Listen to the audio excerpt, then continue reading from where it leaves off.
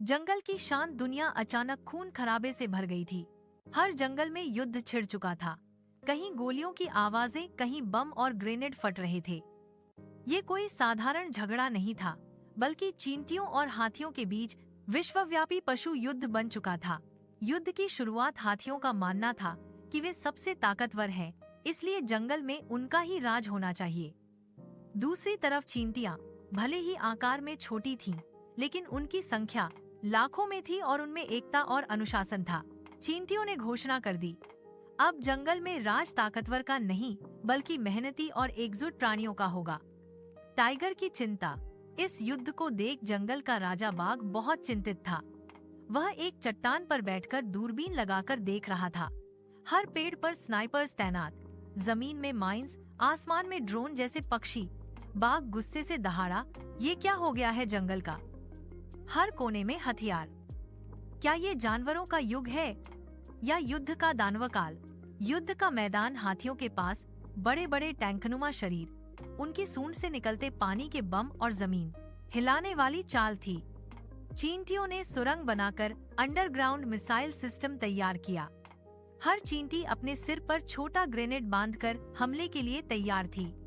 Attack का आदेश मिलते ही जंगल का आसमान धुएं और धमाकों से भर गया।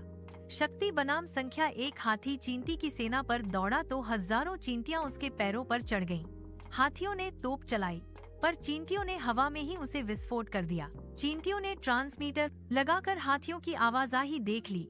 बाघ यह सब देख रहा था और उसका दिल डूब रहा था। अगर ये युद्ध नहीं रुका तो जंगल खत्म हो जाएगा। पेड़, हवा, पानी सब युद्ध का हिस्सा बन जाएंगे। बाघ का अंतिम प्रस्ताव। बाघ सामने आया और दोनों सेनाओं के बीच दहाड़ा। रुको! उसकी आवाज इतनी शक्तिशाली थी कि युद्ध का शोर थम गया। बाघ बोला, ये जंगल हम सबका घर है। यदि यह जल गया तो हम सब बेघर हो जाएंगे। शक्तिशाली वह है जो रक्षा करे, न कि विनाश। उसकी बातों ने सबका दिल छू लिया। युद्ध रुक गया। हथियार नीचे रख दिए गए। अद्भुत अंत। हाथी और चींटियां पहली बार एक साथ बैठी।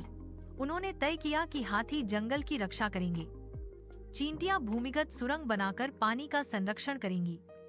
बाघ ने मुस्कुराकर कहा, युद्ध जीतने से बड़ा है जंगल का बचना। और इस तरह इतिहास का सबसे बड़ा पशु युद्ध खत्म हुआ और जंगल में फिर से जीवन की धड़कन लौट आई। हाथी और चींटियों के एकजुट होने से जंगल फिर से सांस लेता है, जो सद्भाव और संरक्षण के युग की शुरुआत करता है। जंगल को बचाना युद्ध जीतने से बेहतर है।